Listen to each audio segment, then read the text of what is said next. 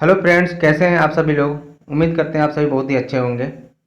दोस्तों, आप सभी को ज्ञान सागर जीके जीएस में आपको बहुत बहुत स्वागत करता हूं।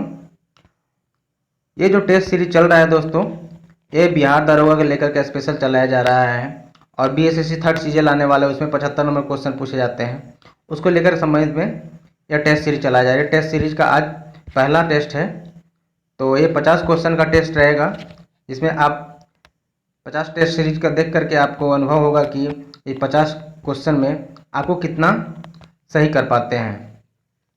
तो चलिए देर न करते हुए आज का वीडियो शुरू करते हैं। तो चलिए पहला क्वेश्चन है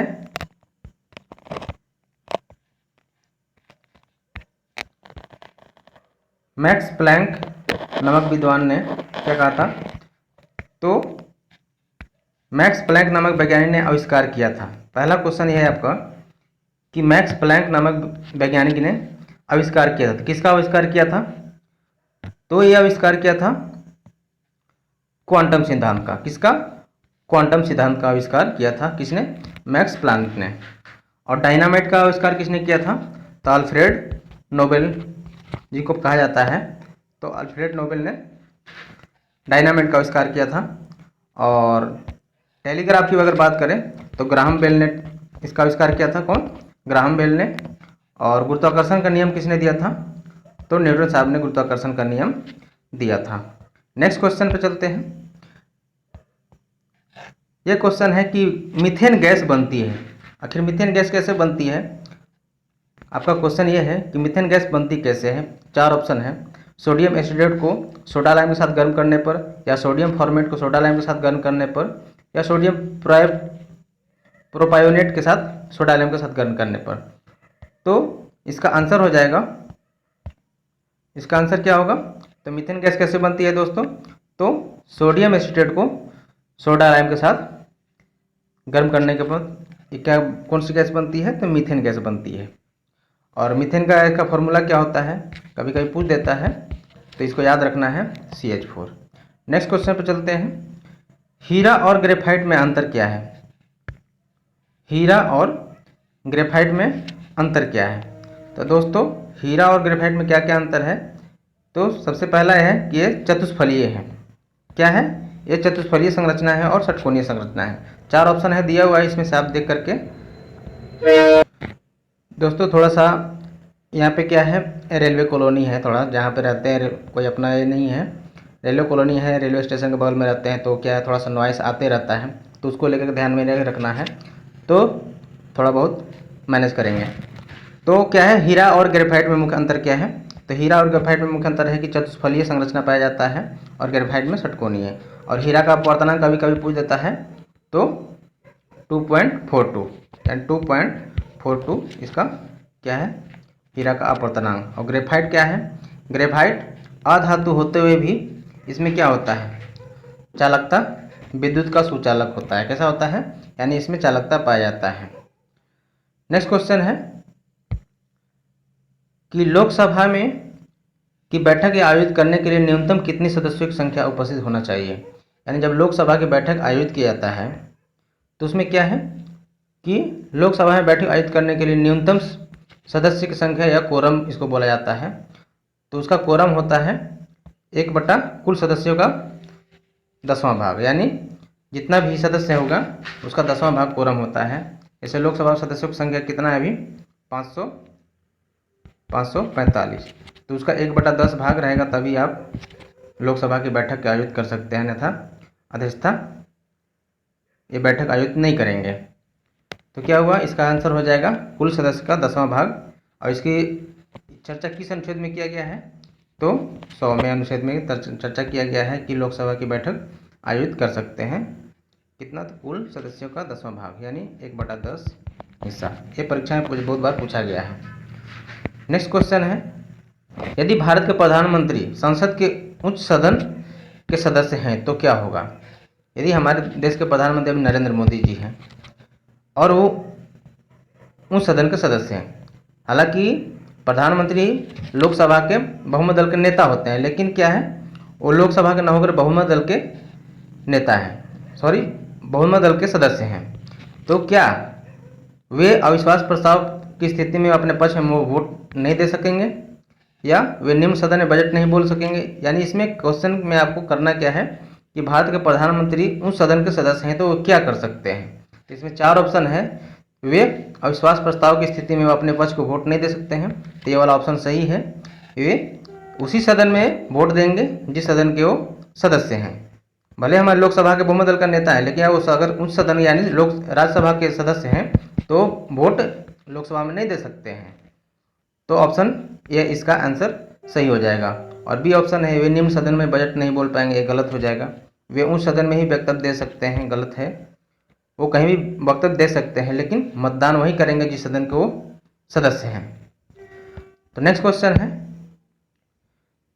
भारतीय संविधान किन संशोधन के तहत उच्च न्यायालय के न्यायाधीशों की सेवानिवृत्ति की 60 से 62 की गई थी।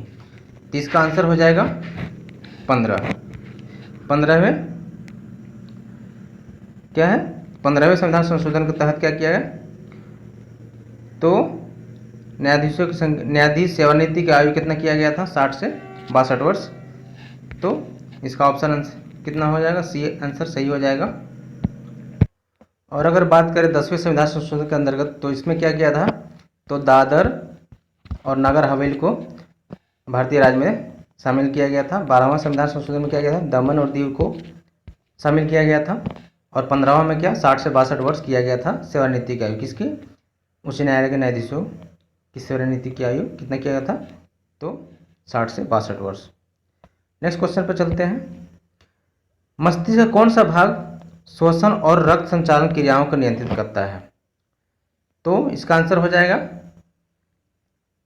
Medulla oblongata. कौन सा, क्या कह रहा है, श्वसन और रक्त संचालन। यानी इसको कह सकते हैं, एक होता है ऐच्छिक क्रिया और एक होता है अनैच्छिक क्रिया। तो ऐच्छिक क्रियाओं का नियंत्रण कौन करता है, तो सेरिब्रम जिसे प्रमस्तिष्क भी कहते हैं। और अनैच्छिक क्रियाओं का नियंत्रण कौन करता है, तो मेडुला ऑब्लांगेटा। तो इसका आंसर हो जाएगा डी, मेडुला ऑब्लांगेटा। यानी श्वसन एवं रक्त संचालन क्रियाओं का नियंत्रण कौन करता है, तो मेडुला ऑब्लांगेटा। इसमें क्या क्या और आता है, अनैच्छिक क्रिया में छींकने, खांसने, निगलने, उगलने, इनसे संबंधित जितने भी क्रियाकलाप होती है, यानी जिसका नियंत्रण हम नहीं कर सकते हैं, मेडुला ऑब्लांगेटा अनैच्छिक क्रियाओं का नियंत्रण करता है। और ऐच्छिक क्रियाओं का नियंत्रण कौन करता है, तो प्रमस्तिष्क। जैसे किसी के प्रति सोचना, गलत धारणा सोचना या जो भी हो, तो ऐच्छिक यानी जब मेरा मन किया कि मेरे को पढ़ाई करना है या आज नहीं पढ़ना है, कल कॉलेज जाना है, तो इसके इस सब का नियंत्रण कौन करता है, सेरिब्रम करता है। और अनुमस्तिष्क के क्या बोलते हैं, तो इसको बोलते हैं सेरिबेलम। यानी ये क्या होता है, जब कभी शराब वराब पी लेते हैं आदमी, तो उसका नियंत्रण कौन करता है, अनुमस्तिष्क, सेरिबेलम। तो ये भी पूछा जाता है कि सेरिबेलम का क्या काम है। तो प्रमस्तिष्क और अनुमस्तिष्क और मेडुला ऑब्लांगेटा तीनों के बारे में जानकारी मिला। नेक्स्ट क्वेश्चन है, निम्नलिखित में कौन विद्युत शक्ति का इकाई नहीं है। तो 4 ऑप्शन दिया गया है। तो इसमें क्वेश्चन सबसे पहले ध्यान से पढ़ना है कि क्या कह रहा है, यानी कौन विद्युत शक्ति इकाई नहीं है। तो वाट सेकंड तो है, वाट एम्पियर तो है, जूल प्रति सेकंड भी क्या है, विद्युत शक्ति का इकाई है। लेकिन नहीं कौन है, तो ऑप्शन ए हो जाएगा, वाट सेकंड विद्युत शक्ति का इकाई नहीं है। नेक्स्ट क्वेश्चन, प्रतिरोध का इकाई क्या है, यानी प्रतिरोध का इकाई क्या है, यानी मात्रक क्या है, तो प्रतिरोध का होता है ओम। ओम प्रतिरोध का। विभवांतर क्या हो जाएगा, वोल्ट हो जाएगा। और विद्युत धारा का एम्पियर है ना, तो ये हो जाएगा। नेक्स्ट क्वेश्चन, प्रकाश संश्लेषण की प्रक्रिया किसकी जरूरत नहीं पड़ती है, यानी प्रकाश संश्लेषण करने में किसकी जरूरत नहीं होती है। तो सूर्य के प्रकाश की जरूरत तो होती है, बिना सूर्य के प्रकाश में प्रकाश संश्लेषण असंभव है। कार्बन डाइऑक्साइड की जरूरत पड़ती है, हरित लौह यानी क्लोरोप्लास्ट की जरूरत पड़ती है। तो चौथा ऑप्शन है डी ऑप्शन, ऑक्सीजन, यानी प्रकाश संश्लेषण में ऑक्सीजन की जरूरत नहीं पड़ती है। तो इसका आंसर हो जाएगा option number D. Next question, निम्नलिखित में से कौन क्षारीय धातु है। एक होता है क्षारीय धातु, एक क्षारीय मृदा धातु होती है। कौन होता है, मृदा धातु। तो ये मृदा नहीं पूछ रहा है बल्कि क्षारीय धातु। तो फर्स्ट में क्या है, हाइड्रोजन, लिथियम, सोडियम, ये सब क्या है, क्षारीय धातु है। यानी फर्स्ट में क्या है, तो इसमें ऑप्शन है कैल्शियम, हीलियम, टंगस्टन, ये सब तो नहीं होंगे, ये सब गलत ऑप्शन है, लेकिन इसका आंसर हो जाएगा लिथियम, डी, यानी क्षारीय मृदा धातु कौन है, तो डी लिथियम है। नेक्स्ट क्वेश्चन, शुष्क सेल में जिंक की सतह पर होती है, तो जिंक की सतह पर क्या होता है, तो शुष्क सेल में जिंक की सतह क्या होता है, ऋणात्मक होता है। कैसा होता है, ऋणात्मक होता है। और कभी कभी पूछा शुष्क सेल में कार्बन की सतह कैसा होता है, तो धनात्मक होता है। कैसा होता है, ग्रेफाइट कैसा क्या होता है, तो धनात्मक होता है। नेक्स्ट क्वेश्चन, कार्बन की संयोजकता कितनी है, तो दोस्तों कार्बन की अगर बात करते हैं इसका परमाणु संख्या 6, तो 2 और 4, तो क्या होता है, इसका संयोजकता कितना हो जाएगा, 4। ऑप्शन नंबर ए इसका आंसर हो जाएगा। नेक्स्ट क्वेश्चन, भारत की संविधान गठित करने का अधिकार क्या है, भारत के संविधान गठित करने का आधार क्या है, तो भारत संविधान को गठन करने का अधिकार आधार क्या था, तो इसका आंसर हो जाएगा option number B, Cabinet Mission Plan 1946। Cabinet Mission Plan 1946 में आया था, इसी के तहत संविधान सभा का गठन किया गया था। नेक्स्ट क्वेश्चन है, अशुद्धियों के कारण द्रव का क्वथनांक क्या होता है, तो अशुद्धियों के कारण द्रव का क्वथनांक क्या होता है, यानी कोई भी अशुद्धि मिलाया जाता है तो उसमें क्या होता है, द्रव क्या होता है, क्वथनांक में क्या प्रभाव पड़ता है, बढ़ जाता है, घट जाता है, वही रहता है या कोई नहीं, तो इसका आंसर हो जाएगा अशुद्धियों के कारण द्रव का क्वथनांक क्या होता है, बढ़ जाता है। क्या हो जाएगा आंसर, द्रव क्वथनांक बढ़ जाता है। Next question, national news print and paper mills कहाँ है, national news print and paper mill कहाँ है, तो इसका आंसर हो जाएगा नेपानगर में। नेपानगर कहाँ है, एमपी में है। कहाँ है, एमपी में। और एक और ऑप्शन है यहाँ से देवास, ये यहाँ से भी बहुत बार क्वेश्चन पूछा जा चुका है, ये भारतीय बैंक नोट प्रेस कहाँ है, यही है देवास में। बैंक नोट प्रेस कहाँ है, तो देवास में। देवास भी कहाँ है, तो मध्य प्रदेश में भी है। कहाँ है देवास, मध्य प्रदेश में ही देवास है bank note press. Next question, निम्नलिखित में से कौन सा बंदरगाह कुद्रेमुख लौह अयस्क का निर्यात करता है, कुद्रेमुख लौह अयस्क का निर्यात कौन करता है, तो न्यू मंगलोर। और न्यू मंगलोर से किस देश को निर्यात किया जाता है, तो ईरान को। कहाँ, ईरान को निर्यात किया जाता है। और मुंबई बंदरगाह, विशाखापत्तनम बंदरगाह के बारे में चर्चा करें तो सबसे बड़ा प्राकृतिक बंदरगाह कौन है, तो मुंबई। और सबसे गहरा बंदरगाह कौन है, तो विशाखापत्तनम। दोनों से क्वेश्चन आया, तीन चार है, चारों से क्वेश्चन आ चुका है। तो क्या है, न्यू मंगलोर, मुंबई और कोच्चि और विशाखापत्तनम। नेक्स्ट क्वेश्चन, बदायूनी किसके दरबार में आया था, बदायूनी किसके दरबार में आया था, इसका आंसर हो जाएगा अलाउद्दीन खिलजी के दरबार में आया था। किसके दरबार में आया था, अलाउद्दीन खिलजी के दरबार में आया था। और अलाउद्दीन खिलजी से संबंधित क्या है, तो अलाउद्दीन खिलजी को निजामुद्दीन औलिया ने क्या कहा था, इसका संबंध भी अलाउद्दीन खिलजी का निजामुद्दीन औलिया से संबंध रखता है। कई बार क्वेश्चन आ चुका है कि अलाउद्दीन खिलजी को, यानी अलाउद्दीन खिलजी ने क्या कहा था निजामुद्दीन औलिया को कि आप अपना हिसाब किताब क्या है लेके आइए हमारे पास, उसका ब्यौरा दीजिए। तो इन्होंने कहा था कि हम नहीं आएंगे, और अगर आप आएंगे तो मेरे घर में 10 दरवाजे हैं, आप एक दरवाजे से आएंगे तो मैं दूसरे दरवाजे से निकल जाऊंगा। ये किसने कहा था, निजामुद्दीन औलिया ने अलाउद्दीन खिलजी को। और ये कौन था, गयासुद्दीन तुगलक। गयासुद्दीन तुगलक को किसने कहा था, तो इन्होंने कहा था कि दिल्ली अभी दूर है। उन्होंने कहा था कि आप भी हिसाब किताब लेकर के हमारे पास आइए दिल्ली, तो उन्होंने कहा था दिल्ली अभी दूर है। नेक्स्ट क्वेश्चन है, दीवान-ए-इंसा विभाग किससे संबंधित है, तो इसका आंसर हो जाएगा दीवान-ए-इंसा विभाग पत्राचार से। और कृषि से भी क्वेश्चन आता है कि दीवान-ए-अमीर को ही, तो ये कृषि से संबंधित है। और दीवान इस्ताहक क्या है, दीवान इस्ताहक का था क्या था, तो पेंशन विभाग से था।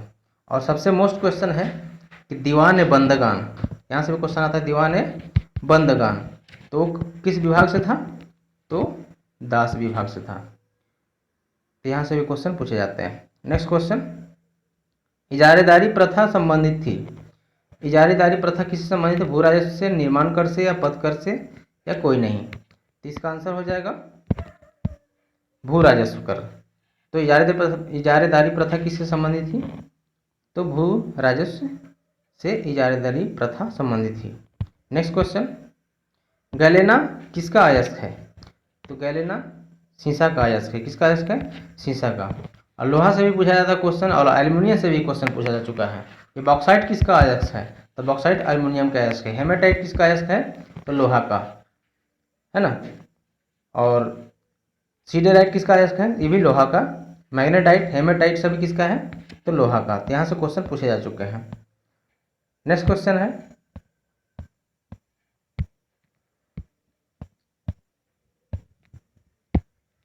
जीवाणु यानी बैक्टीरिया कौन सी बीमारी पैदा करता है।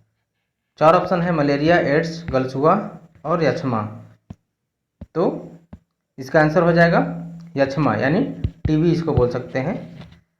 तो जीवाणु का कौन सा रोग पैदा होता है, तो यक्ष्मा, टीबी। और मलेरिया के कारण क्या होता है, प्रोटोजोआ के कारण क्या होता है, मलेरिया। एड्स तो जानबे करते हैं, वायरस के कारण होता है। और गलछुआ भी क्या होता है, ये भी वायरस के कारण होता है। कौन सा, वायरस के कारण गलछुआ या मम्स रोग होता है। नेक्स्ट क्वेश्चन,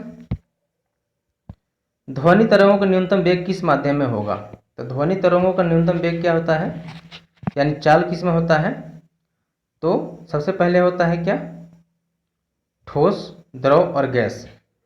ध्वनि क्या है, एक यांत्रिक तरंग है। ध्वनि कैसा तरंग है, ये यांत्रिक तरंग है, यानी ध्वनि संचरण करने के लिए किसी न किसी माध्यम की जरूरत पड़ता है, इसलिए इसे यांत्रिक तरंग कहा जाता है ना। तो ध्वनि का सबसे अधिक वेग किस में होता है, तो ठोस में। किसमें, ठोस में, फिर द्रव में, फिर गैस में। तो इसमें देख सकते हैं कि ठोस को तो हटा ही देना, क्योंकि न्यूनतम वेग पूछा। सबसे बड़ी बात है कि क्वेश्चन को समझना जरूरी है। न्यूनतम वेग पूछ रहा है, तो ठोस के, तो हम ठोस स्टील है तो इसको तो हटाइए देंगे, क्योंकि हमको न्यूनतम खोजना है। निर्वात में तो होता ही नहीं है, तो 2 ऑप्शन तो ऐसे ही खत्म हो गया, वायु और पानी, है ना, वायु और पानी। तो पानी बताए थे कि द्रव है, क्या है, द्रव, यानी ठोस, द्रव और गैस। और वायु क्या है, गैस। तो क्वेश्चन के अनुसार क्या आंसर होना चाहिए, न्यूनतम वेग किसमें होगा, वायु में। तो यानी ऑप्शन नंबर ए सही है। नेक्स्ट क्वेश्चन, एंजाइम किस पदार्थ का बना होता है, यह किस रूप में प्राप्त होता है। तो इसका आंसर हो जाएगा कि एंजाइम किस पदार्थ का बना है, तो एंजाइम प्रोटीन बना है। और प्रोटीन किससे बने होते हैं, तो 20 से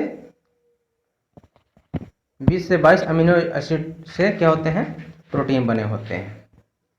और वो कार्बोहाइड्रेट और वसा से क्वेश्चन भी आता है कि सबसे ज़्यादा ऊर्जा किससे मिलता है, तो वसा से। लेकिन पूछ देगा खिलाड़ियों को तत्काल ऊर्जा देने के लिए किसकी जरूरत पड़ती है, तो कार्बोहाइड्रेट की, है ना। और कार्बोहाइड्रेट से क्वेश्चन आता है कि क्या क्वेश्चन आता है कार्बोहाइड्रेट से, कि खिलाड़ियों का तत्काल ऊर्जा देने के लिए क्या होता है, तो कार्बोहाइड्रेट की जरूरत पड़ती है। नेक्स्ट क्वेश्चन, संविधान सभा का प्रथम सत्र आयोजित हुआ। तो संविधान सभा का प्रथम सत्र आयोजित हुआ था कहाँ, तो इसका आंसर हो जाएगा नई दिल्ली में। कब, तो 9 दिसंबर 1946, है ना। और इसके अध्यक्ष कौन थे, तो सच्चिदानंद सिन्हा। और कौन सा थे, तो ये अस्थायी अध्यक्ष थे। संविधान सभा का प्रथम सत्र का आयोजित हुआ था नई दिल्ली में, इसकी अध्यक्षता कौन किए थे, तो डॉक्टर सच्चिदानंद सिन्हा अस्थायी अध्यक्ष थे 9 दिसंबर 1946। और अस्थायी अध्यक्ष थे कौन, तो 11 दिसंबर 1946, 11 दिसंबर 1946 doctor Rajendra Prasad.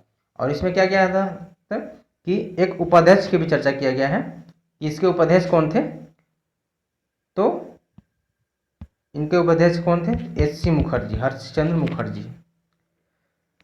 Next question, दालचीनी के पौधे का कौन सा भाग मसाले के रूप में प्रयुक्त होता है। तो दालचीनी का भाग कौन सा है, तो छाल से दालचीनी का आजकल तो वो तो उपयोग कर रहे हैं काढ़ा वाढ़ा बनाने के लिए, तो उसमें क्या है देखते हैं एक छाल टाइप से रहता है, तो वो छाल के रूप में प्राप्त होता है। नेक्स्ट क्वेश्चन, दक्षिणी ध्रुव पर पहुंचने वाला प्रथम व्यक्ति था, यानी एमंडसेन दक्षिणी ध्रुव पर और रॉबर्ट पेरी उत्तरी ध्रुव पर, है ना।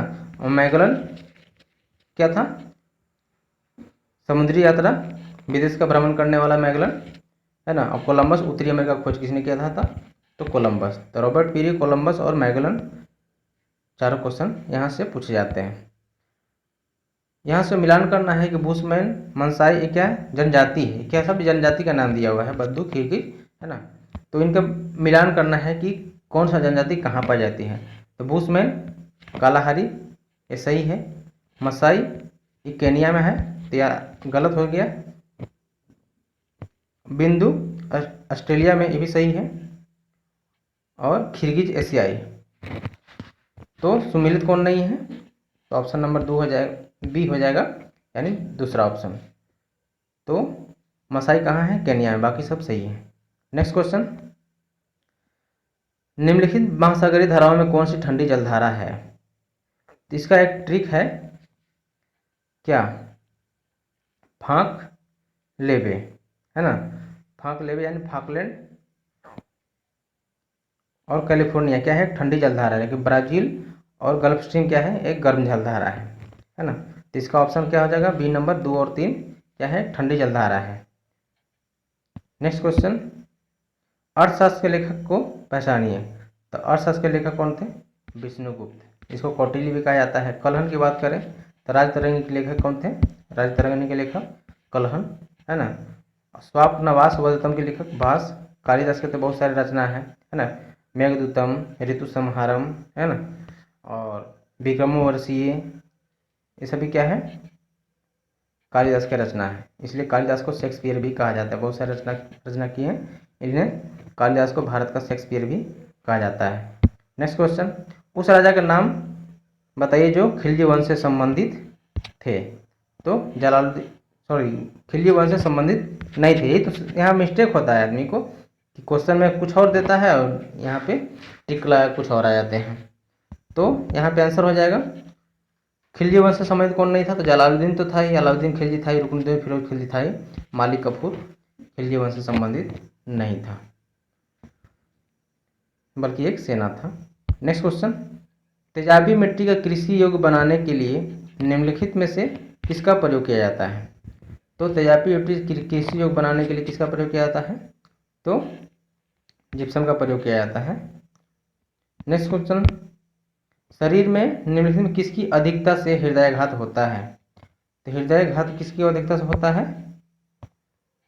तो कोलेस्ट्रॉल की अधिकता से क्या होता है, हृदयाघात होता है। यानी कोलेस्ट्रॉल बढ़ जाने के कारण क्या होता है, हार्ट अटैक होने की संभावना होती है।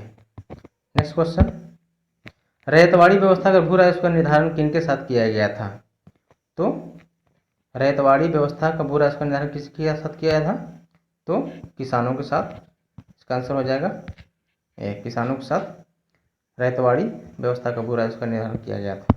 नेक्स्ट क्वेश्चन है, किस अनुच्छेद के अंतर्गत भारत के राष्ट्रपति द्वारा वित्तीय आपात लागू किया जा सकता है। तो आपातकाल 3 तरह के होते हैं, राष्ट्रीय आपातकाल, वित्तीय आपातकाल और राष्ट्रपति शासन, है ना। तो 352, 356 और 360, तो वित्तीय आपातकाल हो गया, 352 राष्ट्रीय आपातकाल और 356 राष्ट्रपति शासन और 360 क्या हो गया, वित्तीय आपातकाल। एकमात्र आपातकाल वित्तीय आपातकाल है जो 360 का प्रयोग अभी तक संविधान में नहीं किया गया है।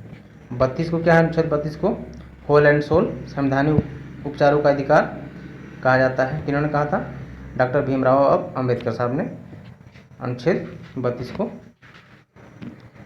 कहा गया था, होल एंड सोल संवैधानिक उपचारों का अधिकार। नेक्स्ट क्वेश्चन है, निम्नलिखित में कौन अर्धचालक है, सेलेनियम, सिलिकॉन, गैलियम, आर्सेनाइड या उपरोक्त सभी। तो दोस्तों सेमीकंडक्टर कौन है, अर्धचालक कौन है, तो ये सभी हैं, सेलेनियम, सिलिकॉन, गैलियम, आर्सेनाइड, ये सभी क्या है, अर्धचालक हैं। नेक्स्ट क्वेश्चन, सूर्य का ताप मापने के लिए किसका प्रयोग किया जाता है। तो सूर्य का ताप मापने के लिए पायरोमीटर का प्रयोग किया जाता है। किसका? पायरोमीटर। एनेमोमीटर हवा, साइक्रोमीटर आर्द्रता है, इसको हाइड्रोमीटर भी आर्द्रता को हाइड्रोमीटर से भी नापा जाता है ना। और फोटोमीटर वाष्पोत्सर्जन। तो सूर्य का ताप मापने के लिए किसका प्रयोग किया जाता है? तो पायरोमीटर का। नेक्स्ट क्वेश्चन, रासायनिक रूप से वाटर ग्लास है aluminium acetate, calcium silicate, potassium silicate या सोडियम सिलिकेट। तो रासायनिक रूप से सोडा वाटर ग्लास कौन सा है? तो sodium silicate, answer D. Next question, पोटा को सबसे पहले किस राज्य में लागू किया गया था? तो पोटा क्या होता है? पोटा POTA prevention of terrorism act सबसे पहले जम्मू कश्मीर में लागू किया गया था। कहाँ लागू किया गया था? तो जम्मू कश्मीर में। नेक्स्ट क्वेश्चन है, निम्न से कौन एक अग्नेय सेल है? कौन एक क्या है? अग्नेय सेल है। तो ग्रेनाइट क्या है? एक अग्नेय सेल है। ग्रेनाइट अग्नेय सेल। नेक्स्ट क्वेश्चन, किस पर्वत श्रृंखला से होकर कोंकण रेल गुजरती है? तो इसका आंसर हो जाएगा पश्चिमी घाट। पश्चिमी घाट से होकर के ही कर्नाटक महाराष्ट्र होते हुए कौन सा? कोंकण रेलवे गुजरती है। इसका दूरी कितना है? 760 किलोमीटर। कई बार क्वेश्चन पूछा गया है। और कहाँ से कहाँ तक? तो महाराष्ट्र के रोहा से लेकर के मंगलुरु तक, कर्नाटक में मंगलुरु तक इसका दूरी तय होता है 760 किलोमीटर में। अरावली पर्वत कहाँ है? तो राजस्थान में है ना। माउंट आबू पर्वत पर अरावली पर्वत। नीलगिरी पहाड़ियाँ तमिलनाडु में, पूर्वी घाट, पश्चिमी घाट। तो पश्चिमी घाट से क्वेश्चन यह है कि कोंकण रेलवे गुजरती है पश्चिमी घाट से। नेक्स्ट क्वेश्चन है, अगर अंग्रेजी दूत कैप्टन हॉकिंस और सर टॉमस रो किसके मुगल बादशाह में दरबार में आया था? इसका आंसर हो जाएगा सबसे पहले क्वेश्चन, अंग्रेजी दूत कैप्टन हॉकिंस और सर टॉमस रो मुगल बादशाह के दरबार में आए थे। यानी कौन सा मुगल बादशाह के दरबार में आए थे? तो इसका आंसर हो जाएगा जहांगीर, है ना। तो ये दोनों जहांगीर के दरबार में आए थे। नेक्स्ट क्वेश्चन है, निम्नलिखित में से किसकी असफलता के बाद भारत छोड़ो आंदोलन प्रारंभ किया गया? यानी तो 4 ऑप्शन है, अगस्त प्रस्ताव, क्रिप्स मिशन, शिमला सम्मेलन और कैबिनेट मिशन। तो इसका ऑप्शन हो जाएगा, आंसर हो जाएगा क्रिप्स मिशन की असफलता के बाद भारत छोड़ो आंदोलन प्रारंभ किया गया था। और शिमला सम्मेलन कब हुआ था? 1945 में। शिमला समझौता कब हुआ था? 1972 में। कैबिनेट मिशन 1946 में। ये सभी क्वेश्चन से डेट पूछे जाते हैं, इसी पूछे जाते हैं। और अगस्त प्रस्ताव 8 अगस्त 1942। नेक्स्ट क्वेश्चन है, बहिष्कृत हितकारिणी सभा के संस्थापक कौन थे? इसका आंसर हो जाएगा डॉक्टर भीमराव अंबेडकर। डॉक्टर भीमराव अंबेडकर बहिष्कृत हितकारिणी सभा के संस्थापक थे। BD सावरकर से क्वेश्चन पूछा जाता है कि अभिनव भारत के संस्थापक कौन थे? तो BD सावरकर। और ज्योतिबा फुले सत्यशोधक समाज के स्थापना ज्योतिबा फुले। और धारालू नायडू से क्वेश्चन पूछा जाता है कि वेद समाज के संस्थापक कौन थे? तो वेद समाज के संस्थापक धारालू नायडू, यानी वेद धारा का धारा रह गया तो धारालू नायडू। नेक्स्ट क्वेश्चन है, राइबोफ्लेविन है क्या? तो राइबोफ्लेविन क्या है? विटामिन है ना। Vitamin A, vitamin B, vitamin C, है ना। तो राइबोफ्लेविन विटामिन का नाम है। और विटामिन B2 राइबोफ्लेविन रासायनिक नाम, विटामिन B2 का राइबोफ्लेविन और B1 का थायमिन। इस तरह से यहाँ से क्वेश्चन पूछा जाता है। और ये हो गया रेटिनॉल, विटामिन A का रासायनिक नाम रेटिनॉल। और C का एस्कॉर्बिक एसिड, यहाँ से क्वेश्चन पूछा जाता है एस्कॉर्बिक एसिड किसका नाम है? तो विटामिन C का। और D का कैल्सीफेरॉल और E का टोकोफेरॉल। तो यहाँ से भी क्वेश्चन रासायनिक नाम से पूछे जाते हैं। नेक्स्ट क्वेश्चन है, निम्नलिखित में कौन सा न्यायिक आदेश उच्च न्यायालय या उच्चतम न्यायालय द्वारा किसी व्यक्ति के किसी सार्वजनिक कार्यालय अधिकार करने से रोकने के लिए जारी किया जाता है? इसका होता है आंसर अधिकार परीक्षा। अधिकार परीक्षा के अंतर्गत कोई भी कार्यालय पर अधिकार करने से रोकने के लिए जारी किया जाता है अधिकार परीक्षा। परमादेश, निषेधाज्ञता और एक होता है बंदी प्रत्यक्षीकरण, है ना। तो इसमें क्या होता है बंदी प्रत्यक्षीकरण में? तो 24 घंटे के अंदर न्यायालय के समझ प्रस्तुत करना होता है बंदी प्रत्यक्षीकरण में। नेक्स्ट क्वेश्चन है, अगर गर्म कॉफ़ी के प्याले को कमरे में धातु की मेज पर रखा जाए तो निम्न से किस तरीके से ऊष्मा नष्ट हो जाएगी। तो इसका आंसर हो जाएगा, नष्ट कैसे होगी, अगर गर्म कॉफ़ी के प्याले को कमरे की धातु की मेज पर रखा जाए तो निम्नलिखित तरीके से ऊष्मा नष्ट होगी। इसमें चालन भी होगा, संवहन भी होगा, विकिरण और वाष्पन, चारों तरीके से ऊष्मा नष्ट होगी। अगर धातु का है तो, अगर अधातु लकड़ी का है तो केवल चालन छोड़ के बाकी सभी होगा, संवहन, विकिरण और वाष्पन सभी हो जाएंगे। तो ऑप्शन नंबर डी इसका आंसर हो जाएगा। नेक्स्ट क्वेश्चन है, भारतीय रेलवे का पहिया धुरी कारखाना कहाँ है। तो इसका आंसर हो जाएगा कपूरथला। भारतीय रेलवे पहिया धुरी कारखाना कहाँ है, कपूरथला। और इंटीग्रल कोल फैक्ट्री कहाँ है, तो पेराम्बूर में। कहाँ, पेराम्बूर में है, तमिलनाडु में है। और रेलवे स्टाफ कॉलेज कहाँ है, बड़ोदरा में है। और क्या है, डीजल इंजन कहाँ बनता है, तो बनारस में। नेक्स्ट क्वेश्चन है, भारतीय सांख्यिकी संस्थान कहाँ स्थित है। तो भारतीय सांख्यिकी संस्थान कोलकाता और नई दिल्ली दोनों से क्वेश्चन पूछा जाता है। भारतीय सांख्यिकी संस्थान ISI और CSO सेंट्रल स्टैटिस्टिक्स ऑर्गेनाइजेशन केंद्रीय सांख्यिकी संस्थान, तो ये हो जाएगा नई दिल्ली, सेंट्रल में हो जाएगा नई दिल्ली और इंडियन में हो जाएगा कोलकाता। नेक्स्ट क्वेश्चन, कमायनी के रचयिता कौन है। तो कमायनी के रचयिता हो जाएंगे जयशंकर प्रसाद। और उर्वशी के लेखक कौन है, उर्वशी के लेखक हैं रामधारी सिंह दिनकर। और गोदान कर्मभूमि क्या है, मुंशी प्रेमचंद। और तुलसीदास का तो कहना ही नहीं है, रामचरितमानस। रामचरितमानस के लेखक कौन है, स्वामी तुलसीदास। इनके और से भी है रचनाकार, रामचरितमानस है ना, जानकी मंगल, पार्वती मंगल, इन सभी क्या है, तुलसीदास की रचना है। तो ये रहा 50 क्वेश्चन आज के टेस्ट सीरीज में। इतना ही तक रहने देते हैं, फिर मिलेंगे नेक्स्ट टेस्ट सीरीज में। तो तब तक के लिए आप सभी को बहुत बहुत धन्यवाद इस वीडियो को देखने के लिए। अगर इस वीडियो में कोई त्रुटि हो, कोई कमी हो तो आप ज़रूर कमेंट करेंगे और उसमें सुधार करने का प्रयास करेंगे। तो चलिए इस वीडियो में इतना ही रहने देते हैं, फिर इस वीडियो को आगे से कंटिन्यू करेंगे, टेस्ट सीरीज चालू रखेंगे। तो चलिए फिर मिलते हैं नेक्स्ट टेस्ट सीरीज में।